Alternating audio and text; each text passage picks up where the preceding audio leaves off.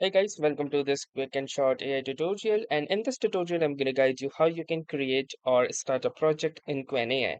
So without wasting much time, let's start. So the first thing that we're going to do is head on to chat.qwen.ai, which is the official Qwen studios from where you can try out all of the different Qwen models. Now, once you're done with that, you can simply click onto this new chat in order to start a new chat. And if you wish to start a new project, you can click onto this new project button just under the projects.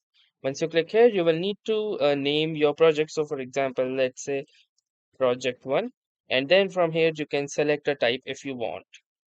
Apart from that, you have the advanced settings like the project memory. So from here, you can see it currently states to default. This means chats will access and contribute to your account-wide memories. So basically, it will include all of the chats within your account.